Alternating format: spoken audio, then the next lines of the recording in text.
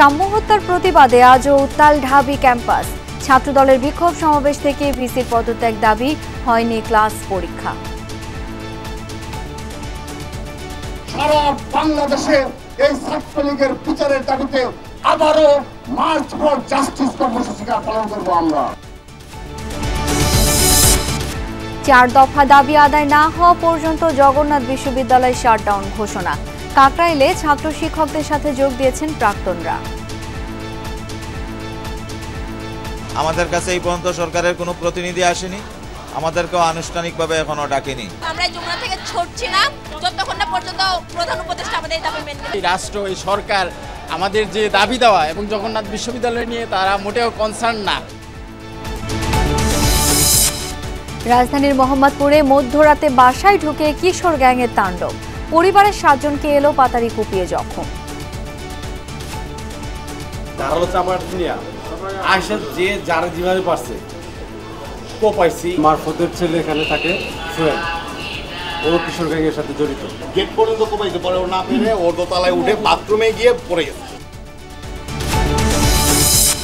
মালয়েশিয়ায় জনশক্তি রপ্তানির দুয়ার খুলছে আবারও। প্রথম ধাপে আটকে পড়া প্রায় 8,000 শ্রমিক নেবে দেশটি, জানালেন শ্রম উপদেষ্টা।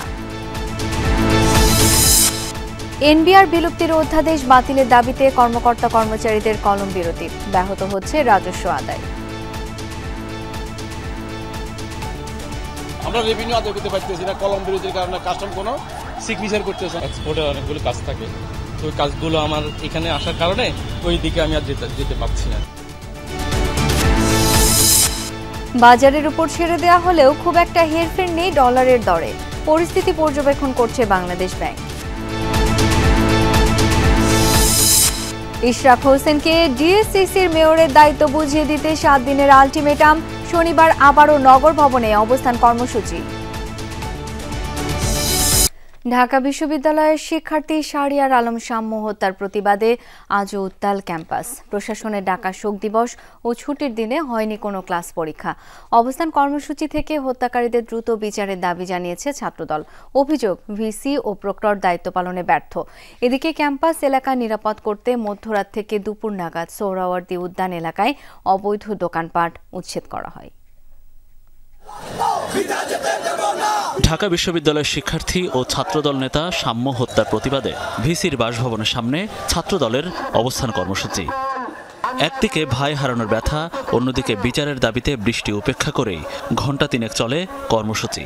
নেতাদের অভিযোগ, বিশ্ববিদ্যালয়ের বর্তমান প্রশাসন শিক্ষার্থীদের নিরাপত্তা দিতে ব্যর্থ। ভিসি ও প্রক্টরের পদত্যাগ দাবি তাদের। সাম্য একটা বৃহত্তর পলিটিক্যাল ছাত্র সংগঠনের নেতা বা কর্মী হয়েও সে তার জীবন নিরাপত্তা নেই, তাহলে আমাদের নিরাপত্তা কোথায়? এজন্য আমরা মনে করছি এই প্রশাসন সাধারণ শিক্ষার্থীদের নিরাপত্তা দিতে পুরোই ব্যর্থ। এর আগে একটি খুন হয়েছে, পরবর্তীতে সাম্য হত্যাকাণ্ডের মাধ্যমে আরেকটি হত্যাকাণ্ড ঘটেছে। যাদের নির্লিপ্ততার মাধ্যমে এই হত্যাকাণ্ডটি ঘটেছে তাদেরকে অবশ্যই এই বিশ্ববিদ্যালয় প্রশাসনকে পদত্যাগ করতে হবে। সংগঠনটির সভাপতি বলেন, ঢাকা বিশ্ববিদ্যালয়ে এখনো ছাত্রলীগ লুকিয়ে আছে। এখনো গণহত্যার দোষর নীল দলের শিক্ষকরাও বহাল তবিয়তে। অবিলম্বে দাবি আদায় না হলে সাম্য হত্যার প্রতিবাদ ও ছাত্রলীগের বিচার চেয়ে মার্চ ফর জাস্টিস কর্মসূচি পালন করবে ছাত্রদল। সাম্য হত্যার বিচারের দাবিতে যেভাবে আমরা রাজপথে থাকবো, যেভাবে নিরাপদ ক্যাম্পাসের দাবিতে আমরা রাজপথে থাকবো, ঠিক একইভাবে পুরো ছাত্র দলের নেতাকর্মীরা বলতে চায়, খুব দ্রুততম সময়ে সারা বাংলাদেশে এই ছাত্রলীগের বিচারের দাবিতে আবারও মার্চ ফর জাস্টিস কর্মসূচি পালন করব আমরা। শিক্ষার্থীদের হত্যাকাণ্ডের পরে সিদ্ধান্ত হয় ক্যাম্পাসের আশপাশের অবৈধ স্থাপনা ও মাদকের আখড়া উচ্ছেদে। মধ্যরাত থেকে প্রাথমিক অভিযানের পর সকাল থেকে উচ্ছেদ শুরু করে ঢাকা দক্ষিণ সিটি কর্পোরেশন। বুলডোজার ও এক্সকেভেটর দিয়ে গুড়িয়ে দেওয়া হয় উদ্যানের ভেতরে গজিয়ে ওঠা দোকানপাট। ঐতিহাসিক উদ্যান এবং এটি বিনোদনের জায়গা, জনসাধারণের জন্য উন্মুক্ত, কিন্তু মানুষ আসলে নির্বিঘ্নে চলাফেরা করতে পারে না। আমরা সেই উদ্দেশ্যে জনসাধারণ যাতে নির্বিঘ্নে চলাফেরা করতে পারে, উন্মুক্তভাবে আনন্দ চিত্তে যেন তারা এখানে ঘোরাফেরা করতে পারে বা যে উদ্দেশ্যে আসে সেটি উদযাপন করতে পারে, সেই উদ্দেশ্যে আমরা এখানে যত অবৈধ স্থাপনা আছে সবকিছু উচ্ছেদ করেছি। ছাত্রদল নেতা সাম্য হত্যার ঘটনায় বিশ্ববিদ্যালয় কর্তৃপক্ষ ঘোষিত শোক দিবস এবং ছুটি পালন করা হয় বৃহস্পতিবার। হয়নি কোনো ক্লাস বা পরীক্ষা। দুপুরে ক্যাম্পাসের বিভিন্ন ভবনে তালা ঝুলিয়ে একদিনের জন্য ধর্মঘট ঘোষণা করে সন্ত্রাস বিরোধী শিক্ষার্থীরা। মনিরুল ইসলাম, যমুনা নিউজ, ঢাকা। ঢাকা বিশ্ববিদ্যালয়ের শিক্ষার্থী ও ছাত্রদল নেতা সাম্য হত্যার পেছনে রাজনৈতিক কারণ রয়েছে বলে দাবি করেছেন বিএনপির সিনিয়র যুগ্ম মহাসচিব রিজভী আহমেদ। দুপুরে জাতীয় প্রেস ক্লাবের সামনে আয়োজিত মানববন্ধন থেকে রিজভী আহমেদ এই হত্যাকাণ্ডের ঘটনা গুরুত্বের সাথে খতিয়ে দেখতে পুলিশের প্রতি আহ্বান জানান। বলেন, অভ্যুত্থান পরবর্তী সময়ে নিরাপদ ক্যাম্পাসের প্রত্যাশা থাকলেও এখনও ছাত্রদের রক্ত ঝরছে। অন্তর্বর্তী সরকারকে হুঁশিয়ার করে বলেন, কোনো বিশেষ রাজনৈতিক দল বা আদর্শের মানুষকে বিশেষ সুবিধা দিলে তার পরিণতি ভালো হবে না। যারা দেশের স্বাধীনতার পক্ষে, যারা জাতীয় সঙ্গীতের পক্ষে, যারা জাতীয় পতাকার পক্ষে, তাদের জীবন চলে যায়। আমি এই জন্যই বলেছি যে নিশ্চয়ই এর পিছনে কোনো রাজনৈতিক কারণ আছে। কারণ সে ফেসবুকে যারা আন্দোলন করছিলেন জাতীয় সঙ্গীত নিষিদ্ধে, তাদের বিরুদ্ধে তার একটা বার্তা ছিল।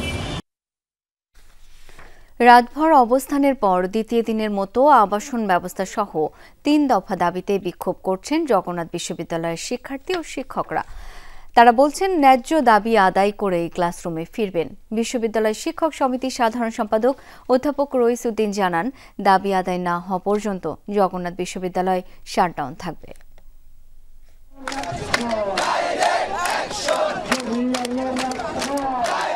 টানা 2 দিন ধরে 3 দফা দাবিতে আন্দোলন করছেন জগন্নাথ বিশ্ববিদ্যালয়ের শিক্ষার্থী ও শিক্ষকরা। রাতভর আন্দোলনের পর বৃহস্পতিবার সকাল থেকে আন্দোলনের তীব্রতা আরও বাড়তে থাকে। ক্যাম্পাস থেকে 20টিরও বেশি গাড়িতে করে কাকরাইল মোড়ের আন্দোলনস্থলে আসেন শিক্ষার্থীরা। একই গাড়িতে করে এসে আন্দোলনে যোগ দেন শিক্ষকরাও। তাদের অভিযোগ, অতীতেও বারবার প্রতিশ্রুতি দিয়েও বাস্তবায়ন করেনি সরকার। এবার আর প্রতিশ্রুতি নয়, 3 দফার পূর্ণ বাস্তবায়ন নিয়ে ক্যাম্পাসে ফিরবেন তারা।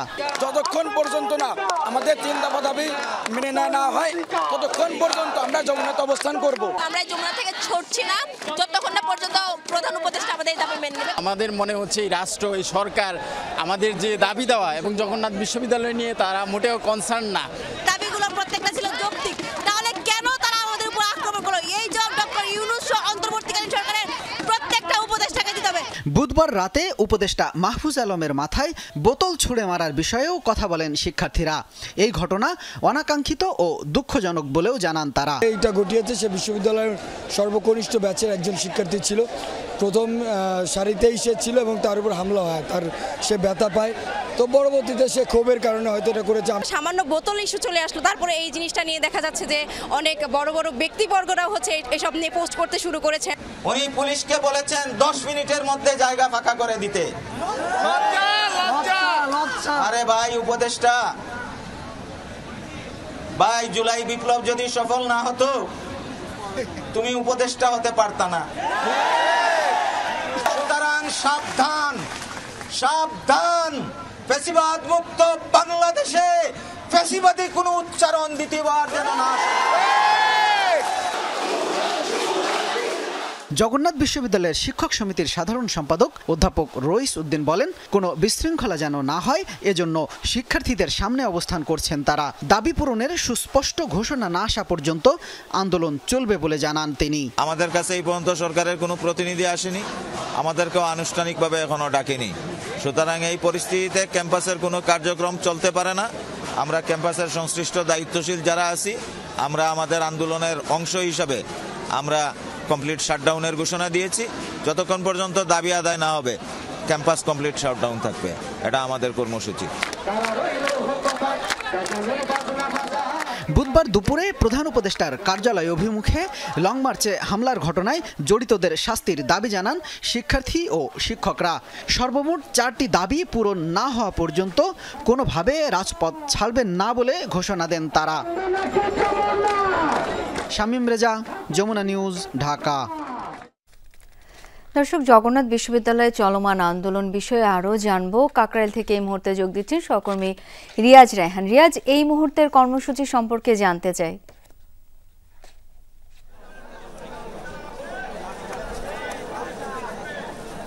কারণ এখনও হচ্ছে গতকালকের মতো যেভাবে আন্দোলন করছিল শিক্ষক শিক্ষার্থীরা এখনও সে অবস্থানেই রয়েছে এবং কাকরাইল মোড় পুরোটা অবরুদ্ধ এবং আশপাশের যান চলাচল বন্ধ এবং শিক্ষার্থীরা তারা সবাই রয়েছেন এবং সবাই সম্মিলিতভাবে এখানে আন্দোলনটি পরিচালনা করছেন এবং যেটি হয়েছে যে শিক্ষকরা একটি পাশে এবং আরেকটি পাশে শিক্ষার্থীরা তারা স্লোগান দিচ্ছেন মাইকে বিভিন্ন তাদের যে দাবি রয়েছে তিনটির সঙ্গে একটি দাবি অর্থাৎ গতকালকে যে শিক্ষক শিক্ষার্থীর উপর হামলা করা হয়েছে বলে তারা দাবি করেছেন পুলিশ প্রশাসন বা আইনশৃঙ্খলা বাহিনীর পক্ষ থেকে সেটিতে যারা জড়িত তাদের বিচার দাবি করেছেন। এই মোট 4টি যে দাবি 4 দফা দাবির সপক্ষে তারা আন্দোলন করছেন এবং এখানে সাবেকরা উপস্থিত হয়েছেন। তারা যেটি বলছেন যে এখন পর্যন্ত সরকারের পক্ষ থেকে কোনো দায়িত্বশীল ব্যক্তি তাদের সঙ্গে যোগাযোগ করেনি এবং তাদের যে 4 দফা দাবি সেই দাবির বিষয়ে কোনো ধরনের ইতিবাচক সাড়া পাওয়া যায়নি। উপরন্তু গতকালকে একজন উপদেষ্টা এসেছিলেন, তার সাথে যে অনাকাঙ্ক্ষিত ঘটনা ঘটেছে সেই ঘটনার প্রেক্ষিতে তারা দুঃখ প্রকাশ করেছেন। বিশ্ববিদ্যালয় শিক্ষক সমিতির সাধারণ সম্পাদক তিনি কমপ্লিট শাটডাউনের ঘোষণা দিয়েছেন শিক্ষক শিক্ষার্থীদের পক্ষ থেকে এবং তিনি বলছেন যতদিন পর্যন্ত আন্দোলনের সুরাহা না হবে অর্থাৎ তাদের দাবি কোনো ধরনের সুরাহা না হবে, ইতিবাচক কোনো সাড়া না পাওয়া যাবে, অর্থাৎ হল নির্মাণের ঘোষণা এবং দ্বিতীয় ক্যাম্পাস নির্মাণের ঘোষণা পাওয়া না যাবে ততদিন পর্যন্ত আন্দোলন চলবে এবং ততদিন পর্যন্ত বিশ্ববিদ্যালয়ে যে ক্লাস পরীক্ষা রয়েছে সেই ক্লাস পরীক্ষা সম্পূর্ণভাবে বন্ধ থাকবে এবং এইটি ততক্ষণ পর্যন্ত চলমান থাকবে। এ নিয়ে কোনো ধরনের আপোষ চলবে না বলে তারা জানিয়ে দিয়েছেন। এখন তবে যদিও বিকেলের দিকে ঢাকা মেট্রোপলিটন পুলিশের পক্ষ থেকে এই যে এলাকাটি রয়েছে প্রধান বিচারপতির বাসভবন সহ আশপাশের এলাকায় সব ধরনের সভা সমাবেশ না করার জন্য আহ্বান জানানো হয়েছে, কিন্তু এটি এর আগেও জানানো হয়েছিল।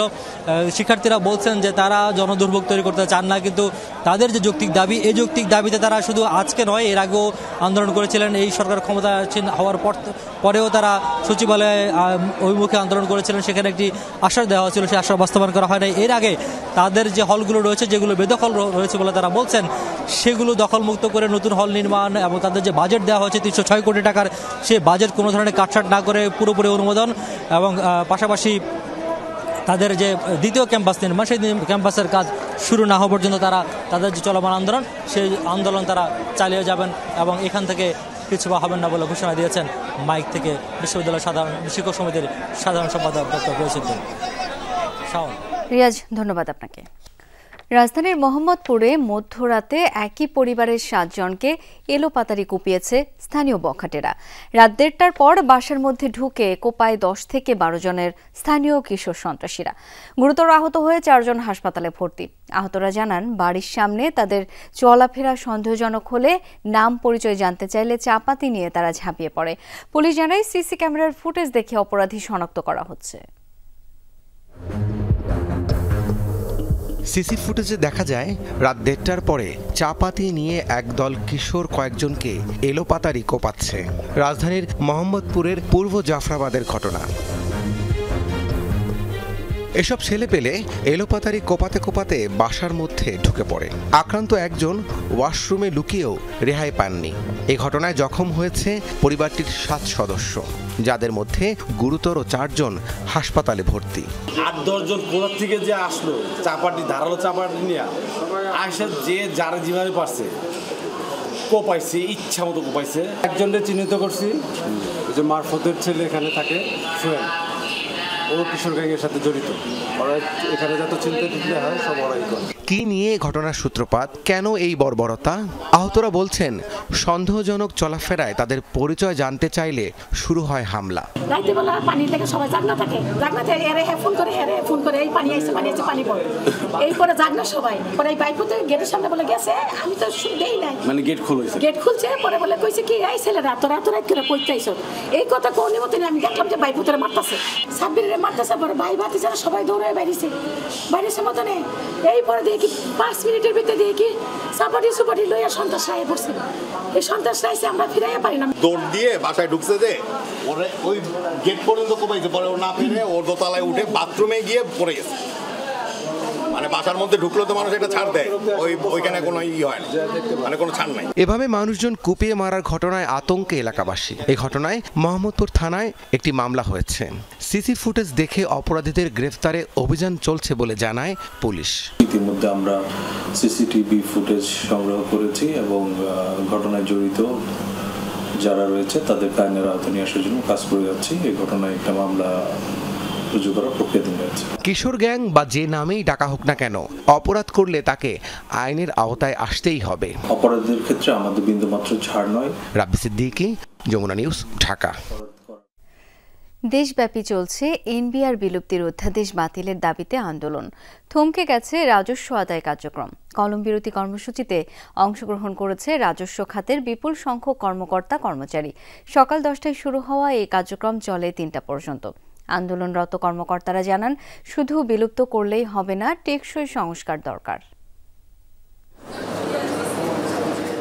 এনবিআর বিলুপ্তির অধ্যাদেশ জারির পর দেশের বেশিরভাগ রাজস্ব দপ্তরের এমন চিত্র। থমকে গেছে অফিসিয়াল ও রাজস্ব আদায় কার্যক্রম। প্রথম দিন 3 ঘন্টার জন্য ঘোষণা করা হয় কলম বিরতির কর্মসূচি, তবে বৃহস্পতিবার বেড়ে দাঁড়ায় 5 ঘন্টায়। আগারগাঁও রাজস্ব ভবনের বড় সংখ্যক কর্মচারী এই কর্মসূচিতে অংশ নেয়। কর্মসূচি নিয়ে বিবৃতি দিয়েছে এনবিআর সংস্কার ঐক্য পরিষদ। বলা হয়, রাজস্ব পরামর্শ কমিটির সুপারিশ বাস্তবায়ন করতে হবে। শুধু ঢাকাতেই নয়, চট্টগ্রাম কাস্টমস হাউসেও পালন করা হয় কলম বিরতি কর্মসূচি। ব্যাহত হয় সার্বিক কর্মকাণ্ড। কাজের ক্ষতি হচ্ছে, আমরা কোনো ডেলিভারি দিতে পারতেছি না, কাস্টমারের কাজ সমাধান হচ্ছে না, ডিউটি পেমেন্ট করতে পারতেছি না। কাস্টমারের কারণে এখন সর্বদিকে বন্ধ, কারণ আমাদের অপরাধ নাকি শ্রীনগর কাস্টম সরকার, জেডি সরকার এরা ভুক্তভোগী। এক্সপোর্টে অনেকগুলো কাজ থাকে, তো ওই কাজগুলো আমার এখানে আসার কারণে ওই দিকে আমি আর যেতে পারছি না। এদিকে দ্বিতীয় দিনের মতো কর্মসূচি পালন করে বেনাপোল কাস্টমস হাউস। থমকে যায় আমদানি রপ্তানি বাণিজ্য। আন্দোলনের ফলে আমরা ব্যবসায়ীরা মারাত্মক ক্ষতিগ্রস্ত হচ্ছি। ভারত থেকে 2 দেশের মধ্যে আমদানি রপ্তানি বাণিজ্য একদম বন্ধ আছে। বন্দর থেকে কোনো পণ্য খালাসও হচ্ছে না। কর্মবিরতির কারণে এখানে মালামাল খালাস প্রক্রিয়া ব্যাহত হচ্ছে এবং সেক্ষেত্রে রাজস্ব আদায়ে বাধা এবং জটিলতা সৃষ্টি হচ্ছে। 2 দিনে বিসিএস, আয়কর ও কাস্টমস অ্যাসোসিয়েশন থেকে পদত্যাগ করেছেন অন্তত 20 জন কর্মকর্তা। শনিবার আবারও সকাল 10টা থেকে বিকাল 3টা পর্যন্ত চলবে এই কর্মসূচি। রিমন রহমান, যমুনা নিউজ, ঢাকা। ডলারের বিনিময় মূল্য বাজার ভিত্তিক করার পরও দামের উপর প্রভাব পড়েনি। ব্যাংক এবং মানি এক্সচেঞ্জে লেনদেন হয়েছে আগের দামেই। ব্যাংকাররা বলছেন, ডলারের পর্যাপ্ত সরবরাহ আছে। কোরবানি ঈদকে সামনে রেখে রেমিটেন্স প্রবাহও ভালো। তারপরও প্রকৃত অবস্থা জানতে আরও কিছুদিন অপেক্ষা করতে হবে। আইএমএফের শর্ত মেনে ডলারের বিনিময় হার বাজার ভিত্তিক করেছে বাংলাদেশ ব্যাংক। বুধবার সংবাদ সম্মেলনে এই ঘোষণা দিয়েছেন গভর্নর ডক্টর আহসান ইস মনসুর, যা এরই মধ্যে কার্যকর হয়েছে। সার্কুলার ইস্যু করে দিয়েছি যে বাজার ভিত্তিক এক্সচেঞ্জ রেট চালু হচ্ছে বাংলাদেশে। ডলার বাজারের উপর ছেড়ে দেওয়া হলেও দামের উপর তেমন কোনো প্রভাব পড়েনি। কয়েকটি বাণিজ্যিক ব্যাংক ঘুরে দেখা গেছে লেনদেন হয়েছে আগের দামেই। ব্যাংকাররাও বলছেন, ডলারের বাজারে অস্থিরতার কোনো আশঙ্কা নেই। বাজার ভিত্তিক করার কারণে কোনো প্রভাব এখন পর্যন্ত ফিল করছি না আমরা, কারণ যেহেতু গতকালকেই দিয়েছে, এটা হয়তো 2-1 দিন সময় লাগবে বাড়তে। আমরা আগের রেটেই আমাদের এলসি এবং ডলার কেনাবেচা করছি। ডলারের ওই রকম সংকট নাই এবং রেমিটেন্সের পরিমাণটা বেশ বেশি এবং সামনে একটা বড় উৎসব রয়ে গেছে। সেক্ষেত্রেও এই বাজার ভিত্তিকের মানে ওইরকম রিমার্কেবল কোনো চেঞ্জ আসবে বলে আমাদের মনে হচ্ছে না। আশঙ্কা থাকলেও খোলা বাজারে দাম বাড়েনি ডলারের। মানি এক্সচেঞ্জগুলোতে লেনদেন হয়েছে 124 থেকে 125 টাকার মধ্যে।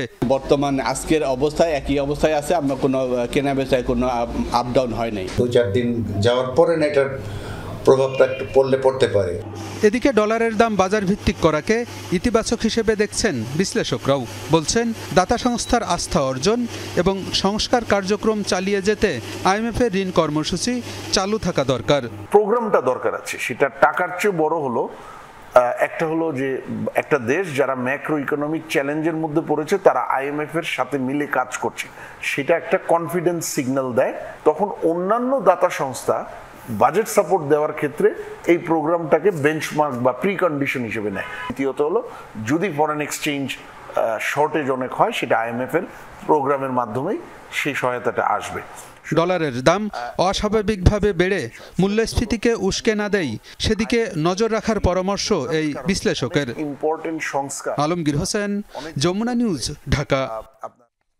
জুলাই গণ অভ্যুত্থানে শহীদ পরিবার এবং আহত ছাত্র জনতার কল্যাণ ও পুনর্বাসন অধ্যাদেশ 2025-এর খসড়া নীতিগত ও চূড়ান্ত অনুমোদন দিয়েছে উপদেষ্টা পরিষদ। সেই সঙ্গে চূড়ান্ত অনুমোদন মিলেছে জাতীয় মুক্তিযোদ্ধা কাউন্সিল জামুকের সংশোধিত অধ্যাদেশের খসড়ারও। দুপুরে উপদেষ্টা পরিষদের বৈঠকে এসব সিদ্ধান্ত হয়। প্রধান উপদেষ্টার তেজগাঁও কার্যালয়ে অনুষ্ঠিত হয় উপদেষ্টা পরিষদের 28তম বৈঠক। বৈঠকে সভাপতিত্ব করেন অন্তর্বর্তী সরকারের প্রধান উপদেষ্টা ডক্টর মোহাম্মদ ইউনূস। বৈঠকে জাতীয় মুক্তিযোদ্ধা কাউন্সিল সংশোধন অধ্যাদেশ এর চূড়ান্ত অনুমোদন দিয়েছে উপদেষ্টা পরিষদ। এছাড়া বৈঠকে জুলাই গণ অভ্যুত্থানে শহীদ পরিবার এবং আহত ছাত্র জনতার কল্যাণ ও পুনর্বাসন অধ্যাদেশের খসড়া পুনর্গঠন সহ সার্বিক পর্যালোচনার জন্য উপদেষ্টাদের সমন্বয়ে একটি কমিটি গঠন করা হয়েছে। মুক্তিযুদ্ধ বিষয়ক মন্ত্রণালয় এই কমিটিকে সাচিবিক সহায়তা প্রদান করবে। এছাড়াও জাতীয় মুক্তিযোদ্ধা কাউন্সিল সংশোধন অধ্যাদেশ 2025-এর খসড়া লেজিসলেটিভ ও সংসদ বিষয়ক বিভাগের ভেটিং সাপেক্ষে চূড়ান্ত অনুমোদন করা হয়েছে। সরকারি ব্যয় বৃদ্ধি ব্যতীত জাতীয় জিন ব্যাংকের ভবন ও সংশ্লিষ্ট অবকাঠামোর যথোপযুক্ত ব্যবহারের একটি পূর্ণাঙ্গ প্রস্তাবের সারসংক্ষেপ উপদেষ্টা পরিষদের বৈঠকে উপস্থাপন করা হয়। এ লক্ষ্যে পরিকল্পনা মন্ত্রণালয়ের উপদেষ্টার নেতৃত্বে একটি কমিটি গঠন করা হয়েছে। উপদেষ্টা পরিষদের বৈঠকে আলোচনা অনুযায়ী বাংলায় প্রণীত ড্রেজিং ও ড্রেসড ম্যাটেরিয়ালস ব্যবস্থাপনার নীতিমালার খসড়া অনুমোদন করা হয়েছে।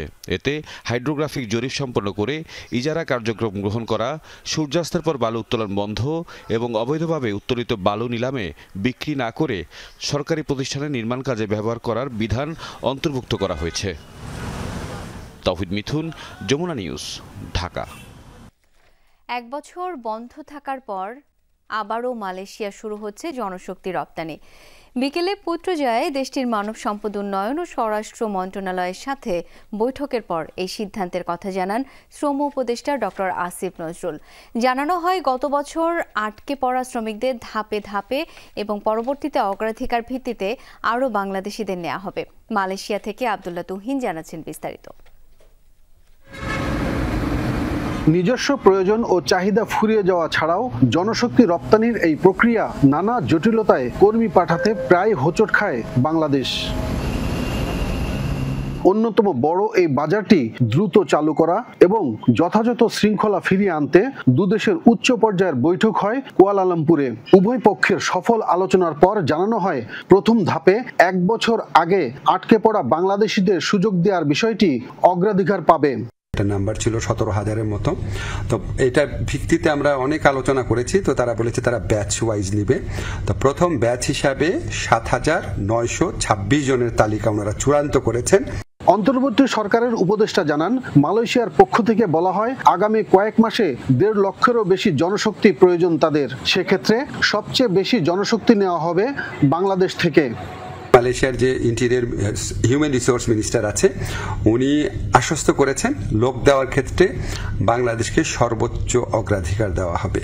এছাড়াও অন্যান্য দেশের মতো বাংলাদেশি কর্মীদের ক্ষেত্রেও মাল্টিপল ভিসা দেওয়ার কার্যকর আশ্বাস দেওয়া হয় মালয়েশিয়ার পক্ষ থেকে।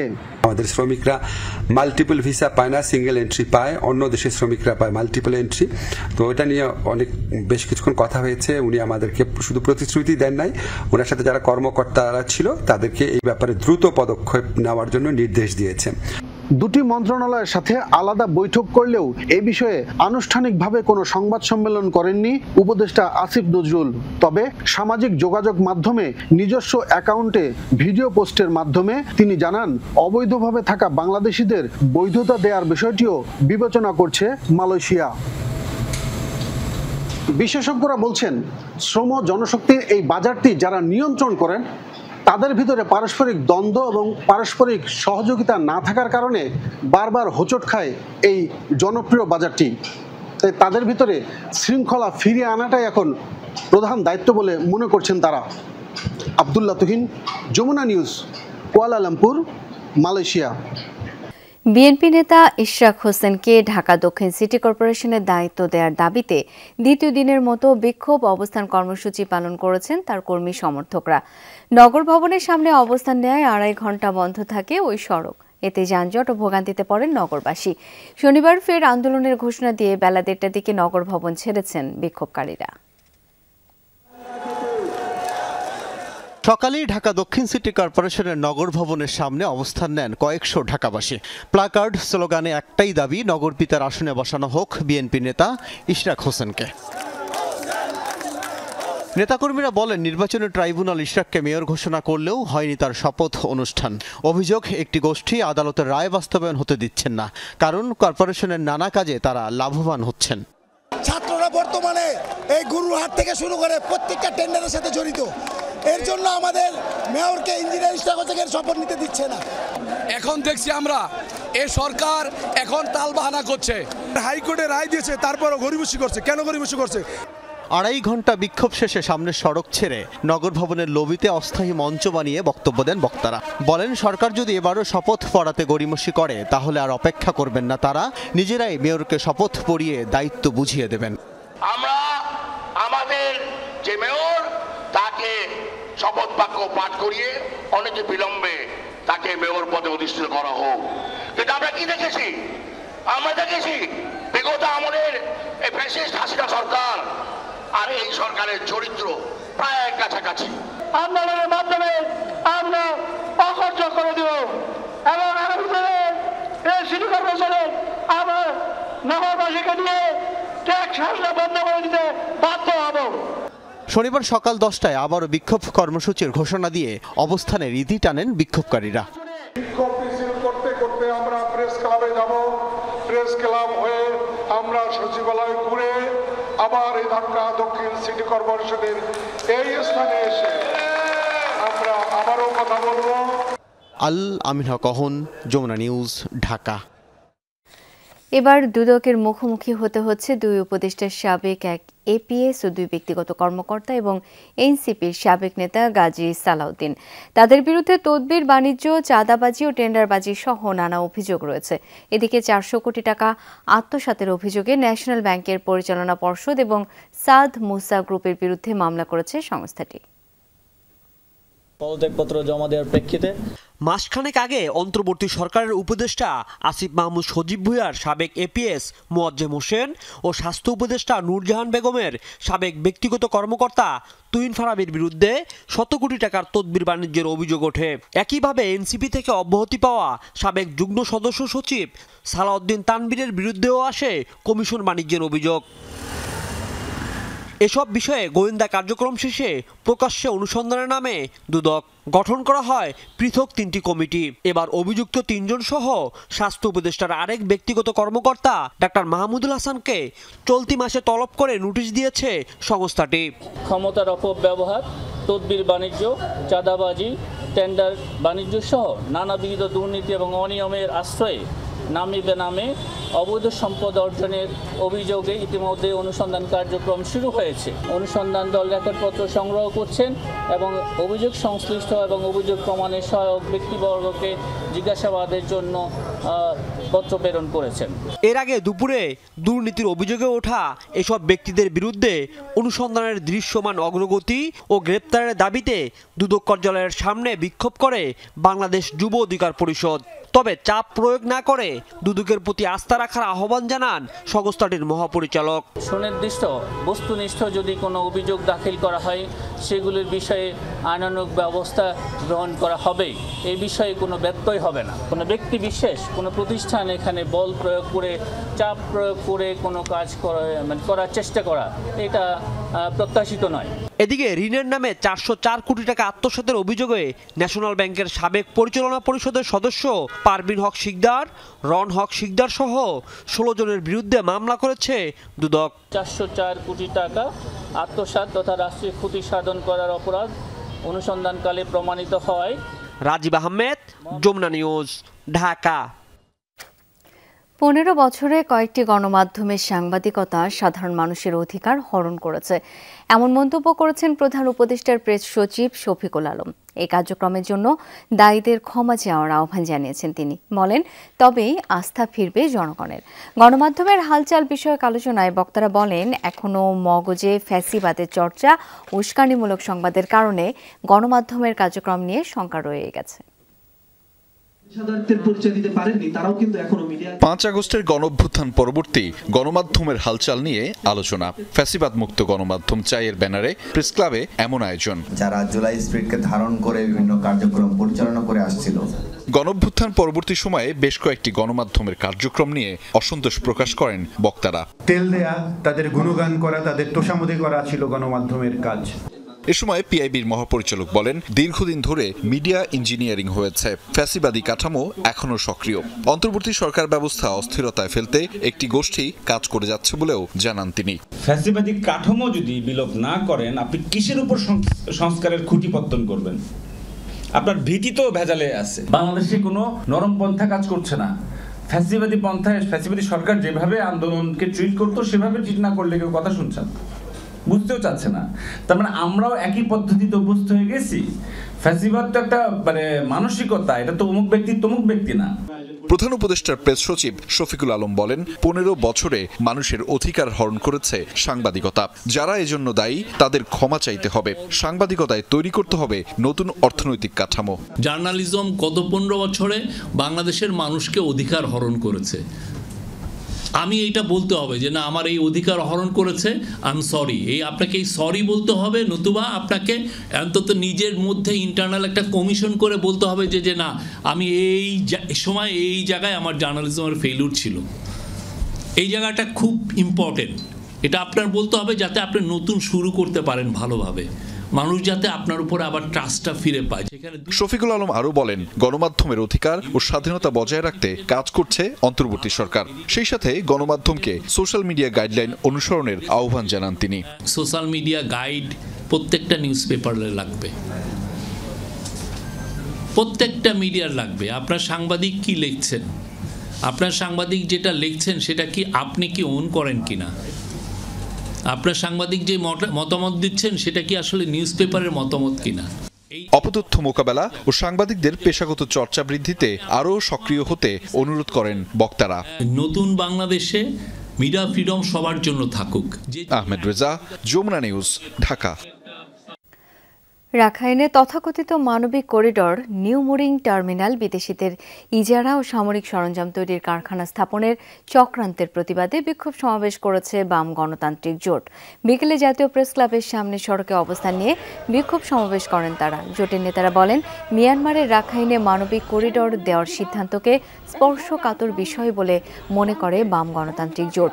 এর ফলে বাংলাদেশ মার্কিন সাম্রাজ্যবাদ সহ সাম্রাজ্যবাদী আধিপত্যবাদী শক্তিগুলোর যুদ্ধ চক্রান্তের শিকার হতে পারে। তাই অবিলম্বে এই সিদ্ধান্ত বাতিল করতে অন্তর্বর্তী সরকারের প্রতি আহ্বান জানায় তারা। রাখাইনকে মানবিক করিডোর দেওয়া হচ্ছে। এই করিডোর কার স্বার্থে বন্ধুরা?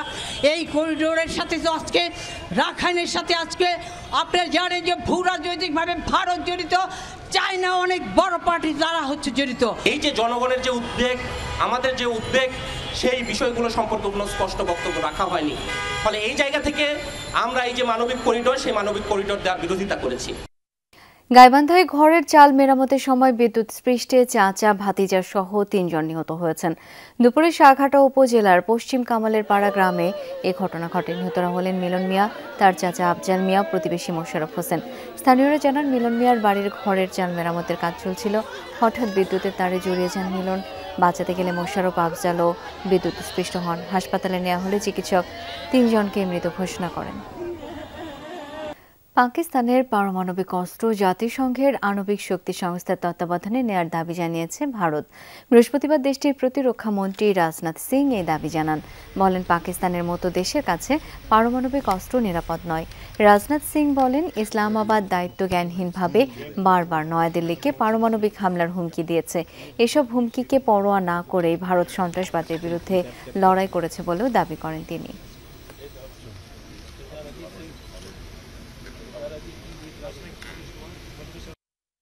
रोग नेशन के हाथों में परमाणु हथियार सुरक्षित हैं।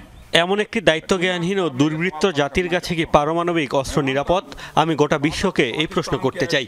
আমি বিশ্বাস করি পাকিস্তানের পারমাণবিক অস্ত্র জাতিসংঘের আণবিক শক্তি সংস্থার তত্ত্বাবধানে নেওয়া উচিত। সন্ত্রাসবাদের বিরুদ্ধে আমাদের অবস্থান এতটাই দৃঢ় যে আমরা পাকিস্তানের হুমকিকে ভয় পাইনি। গোটা বিশ্বই দেখেছে কিভাবে তারা বারবার আমাদের পারমাণবিক হামলার হুমকি দিয়েছে। কাতারের সাথে $1.2 ট্রিলিয়ন বাণিজ্য চুক্তি করল যুক্তরাষ্ট্র। মধ্যপ্রাচ্য সফরে বুধবার দেশটির আমির Sheikh Tamim bin Hamad Al থানির সঙ্গে আনুষ্ঠানিকভাবে চুক্তিবদ্ধ হন মার্কিন প্রেসিডেন্ট ডোনাল্ড ট্রাম্প। চুক্তিটির আওতায় মার্কিন উড়োজাহাজ নির্মাতা প্রতিষ্ঠান বোয়িং থেকে 160 থেকে 210টি বিমান কিনবে কাতার এয়ারওয়েজ, যার মূল্য আনুমানিক $96 বিলিয়ন। কাতারের একটি বিমান ঘাঁটি সহ অন্যান্য প্রতিরক্ষা ও সামুদ্রিক নিরাপত্তার উন্নয়নের স্বার্থে $38 বিলিয়ন বিনিয়োগ চুক্তিও হয়েছে দোহা ওয়াশিংটনের মাঝে। এছাড়াও $243 বিলিয়ন বেশ কয়েকটি চুক্তি স্বাক্ষরিত হয়েছে দেশ দুটির মধ্যে। এর আগে মধ্যপ্রাচ্য সফরের প্রথম দিনে সৌদি আরবের সাথে $600 বিলিয়ন চুক্তি স্বাক্ষর করে যুক্তরাষ্ট্র।